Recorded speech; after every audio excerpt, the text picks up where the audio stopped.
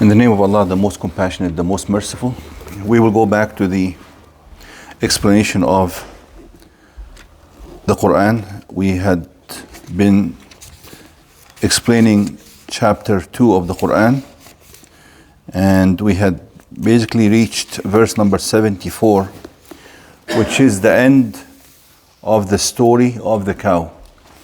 The story of the cow, we discussed that in the final classes the last classes that we did in explanation of the chapter of the cow. So let me go back to verse number 74. So you all know the story of the cow, and we discussed it before, and we discussed the lessons that we could extract, some of the lessons that we could extract from that story.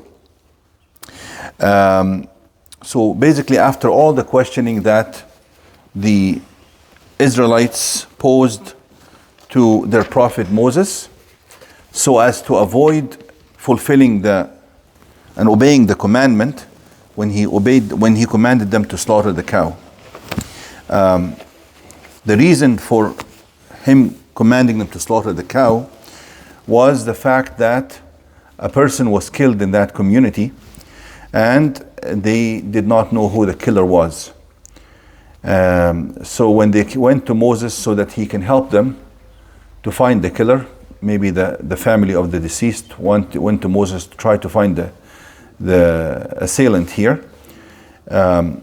Some scholars say that it was a ritual practice that they had, where when they do not know who the killer is, they slaughter a cow, and then the people of the community, or the elders who represent the different families, they come and they basically put their hand in the blood of the cow, and they swear that they do not know who the killer is and they did not commit this crime. Everyone swears that they did not commit this crime. It's one of the ways to try to find, because if somebody has faith, they would not dare to commit a false oath. So it's one of the ways to do that. This is called qasama, making an oath. Qasam comes from qasam, to make an oath. But some other scholars say that this was actually a miracle. When they went to Moses to try to find the killer, he told them, go slaughter a cow, and to show them the miracle of bringing the dead alive, to actually bring that deceased person back to life when he was struck by part of that cow after it was slaughtered, as mentioned in the verses. فَقُلْنَا اضْرِبُوهُ بِبَعْضِهَا كَذَلِكَ يُحْيِي اللَّهُ الْمَوْتَى وَيُرِيكُمْ آيَاتِهِ لَعَلَّكُمْ تَعْقِلُونَ. That this deceased person, as a miracle for Moses, came back to life. He told them who killed him, and then he immediately died again.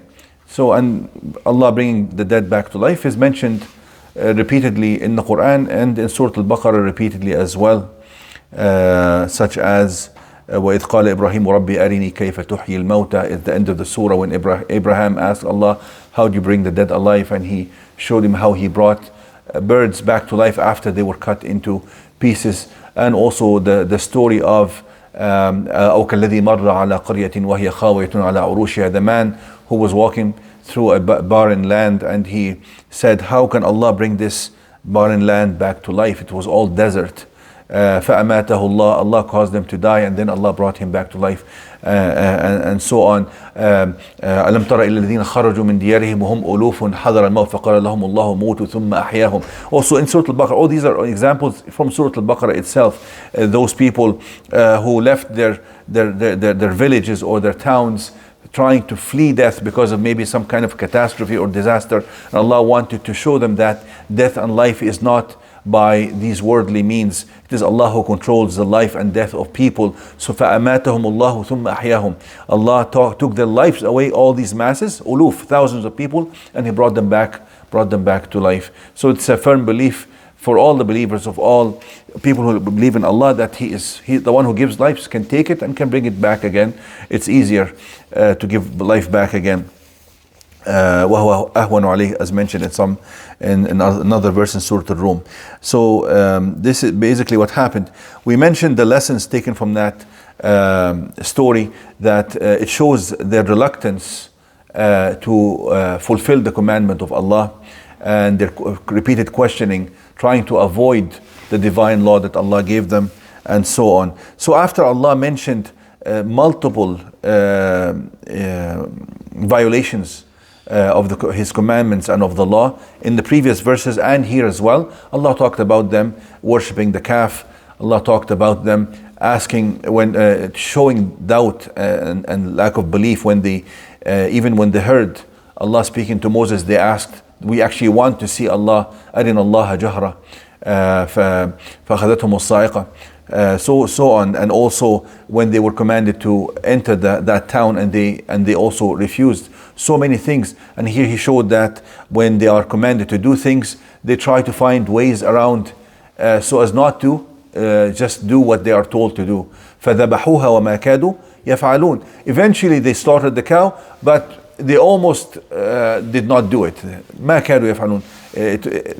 They hardly did it. After so much negotiation with their prophet, they had no choice at the very end, and so they did it. And then Allah says that all these violations, what does it lead to? Look at the following verse. After Allah brought this person back to life, and he professed who killed him, Allah says, ثم قست قلوبكم من بعد ذلك فهي كالحجارة أو أشد قسوة. Because of this, not only because of this violation, but all the previous violations led to the heart becoming hardened. So disobeying Allah, associating with Allah, having doubt about Allah, and trying to escape the commandments of Allah, all these lead to all this kind of sin, different forms of sinning, different grades of sinning, lead to the heart being hardened. Being hardened is like a rock. Nothing, no goodness will grow. There's no roots. Goodness is like the iman, the belief is like a tree, a fruitful tree. It needs a good soil to grow in. Just like Allah said, ألم ترى كيف ضرب الله مثلا كلمة طيبة كشجرة طيبة أصلها ثابت وفرعها في السماء. Allah likened the belief, كلمة طيبة, this is shahada, tawheed, the testimony of faith, is like a fruitful tree. أصلها ثابت, it sends its root down in the ground and becomes very firmly grounded. وفرعها في السماء, while its branches are high, elevated in the sky. And تؤتي أكلها, it brings forth its fruits. So when the heart becomes hardened, it becomes it's no longer able to accommodate good belief or good deeds or virtue anymore. ثم قست قلوبكم من بعد, this is the verse we will be discussing today. ثم قست قلوبكم من بعد ذلك, after all these violations, your hearts have become hardened like a rock, or even harder. فهي كالحجارة أو أشد قسوة, like a rock or even harder.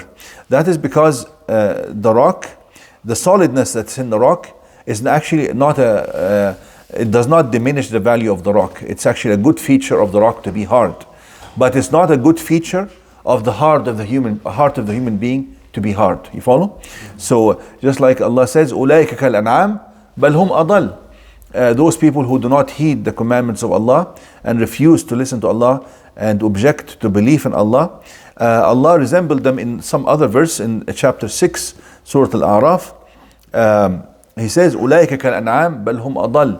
Such people are like cattle, but they are even more. Adal means, how can you translate adal?